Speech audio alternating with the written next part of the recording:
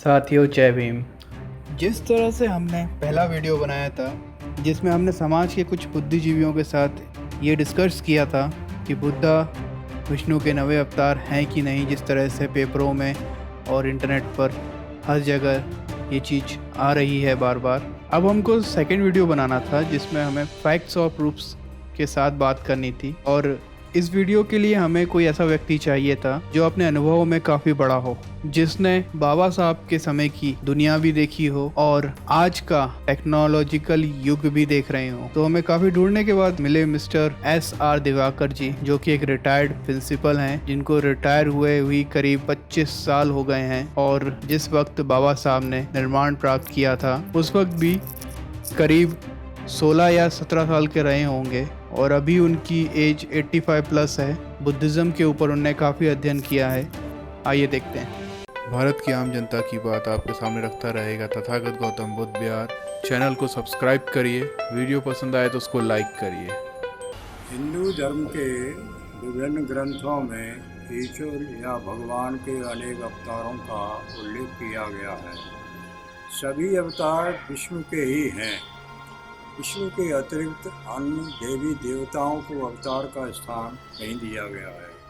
हिंदू धर्म में ईश्वर और भगवान को एक ही माना जाता है। इन अवतारी ईश्वर के जीवन में शील, सदाचार एवं मानवीय मूल्यों का समुचित प्रभाव परिलक्षित नहीं होता है। विश्व के ज्ञान के प्रतीक भारत रत्न, भारतीय संविधान के निर्माता बोधिसत्व बाबा साहब डॉक्टर BR अम्बेडकर ने अपने जीवन में हिंदू धर्म की जीवन शैली और धार्मिक नियमों से पीड़ित एवं दुखी होकर 13 अक्टूबर 1935 में दक्षिण भारत के यावला की एक विराट सभा में कहा था कि हिंदू धर्म में जन्म लेना मेरे बस की बात नहीं थी, किंतु मैं हिंदू रहकर मरूंगा नहीं।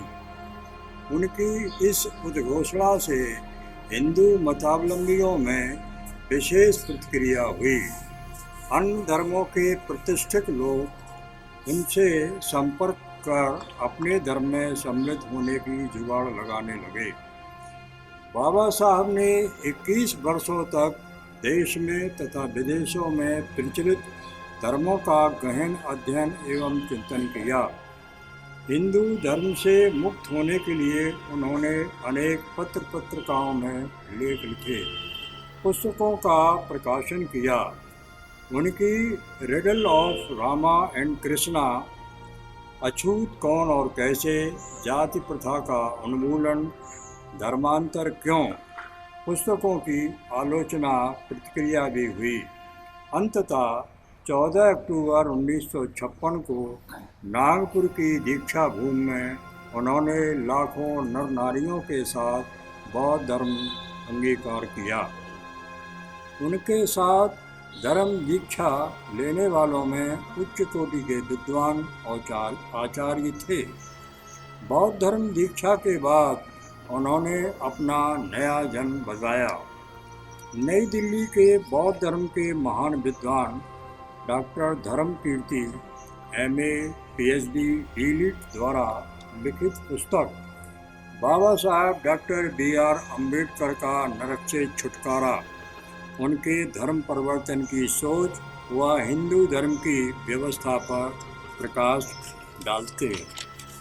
बाबा साहब डॉक्टर BR अम्बेडकर ने धर्म दीक्षा के उपरांत नव बौद्धों को 22 प्रतिज्ञाओं के पालन करने का सम्यक संकल्प कराया, जिससे वे भ्रमित होकर पुनः हिंदू धर्म में वापस न जा सकें। उन्होंने हिंदू धर्म के ब्रह्मा, विष्णु और महेश को ईश्वर नहीं मानूंगा की प्रमुख प्रतिज्ञा करवाई।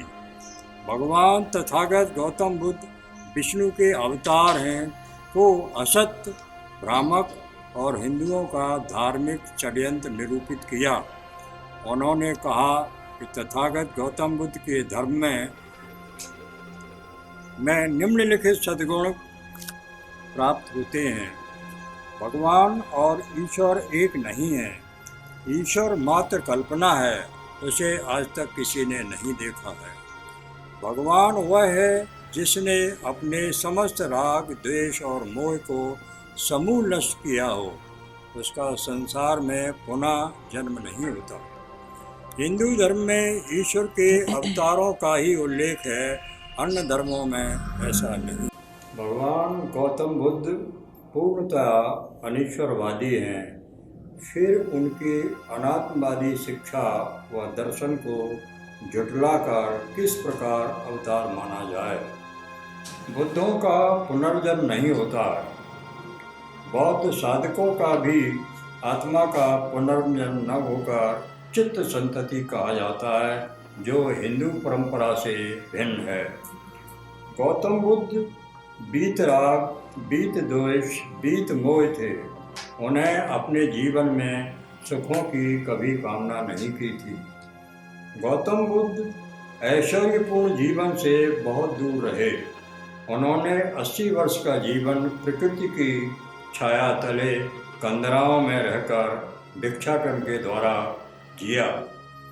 बुद्ध ने बहुजन हिताय, बहुजन सुखाय, लोकानुकंपाय के साथ आम आदमी को शील सदाचार के साथ जीवन जीने की शिक्षा दी और सुखी बनाया।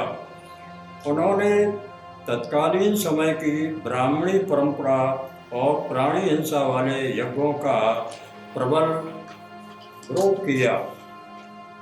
उन्होंने मानव समाज में प्रचलित वर्ण व्यवस्था, जाति व्यवस्था, ऊंच नीच, छुआछूत, रंग भेद और नस्ल भेद का विरोध ही नहीं किया, बल्कि जीवन में स्वीकार कर एक उच्चतम आदर्श प्रस्तुत किया। बुद्ध सत्य, अहिंसा, शील, सदाचारी जीवन के हिमायती थे। उन्होंने जीवन पर्यंत कोई शस्त्र धारण नहीं किया। वसुधैव कुटुंबकम की भावना, भाईचारा, न्यायप्रियता एवं सामाजिक सद्भाव उनकी शिक्षा के अंग थे। बुद्ध के शील, समाधि, प्रज्ञा को पुष्ट करने के लिए विपश्यना ध्यान साधना की विद्या को अनुभूति के आधार पर खोजा और सारे जीवन धम्मदान देकर लोक कल्याण किया। उनकी ध्यान विधि पूर्णतः वैज्ञानिक है। उन्होंने मानव जाति में व्याप्त अंधविश्वास, पराशक्ति में विश्वास, कर्मकांड, नरक, स्वर्ग की मनगढ़ंत बातें, कल्पित देवी देवताओं के व्रत, पूजा और मनौतियों से दूर रहने की शिक्षा दी।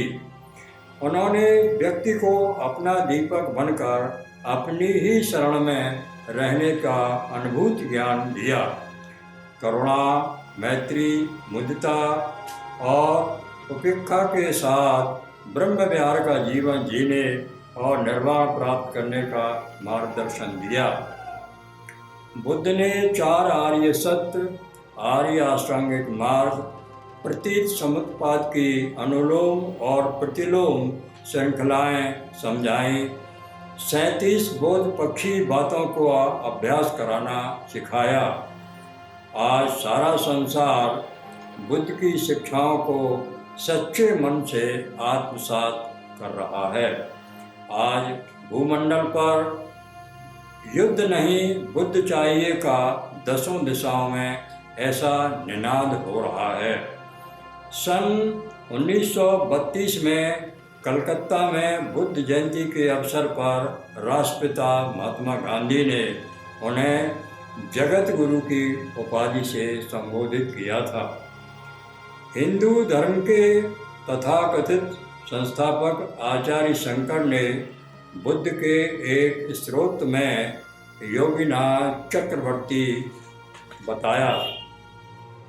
हिंदू धर्म के ग्रंथों में तथागत गौतम बुद्ध को विष्णु का अवतार लिखना मात्र एक सोचा समझा ब्राह्मणी परंपरा के लेखकों का धार्मिक फैलाने का एक मात्र माया जाल है, क्योंकि हिंदू अवतारों के मठ, धाम, विशाल मंदिर, वैभवशाली मूर्तियों की स्थापना की गई है।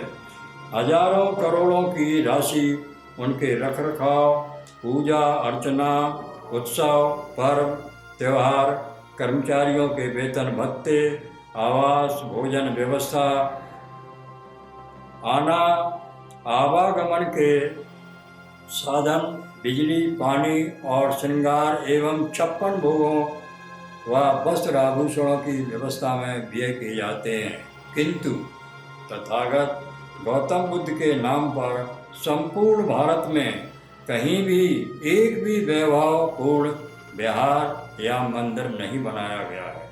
आज उनके नाम के जो भी दर्शनीय पूजनीय स्थान हैं वे प्राचीन काल के जर्जर हैं। उनकी प्रतिमाएं और शिक्षाओं के शिलालेख भी प्राचीन हैं।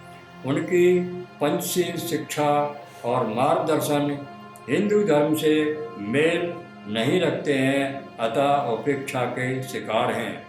अंतर्राष्ट्रीय स्तर पर बौद्ध धर्म की संस्थाएं और शिक्षा का प्रभाव सर्वोपरि है।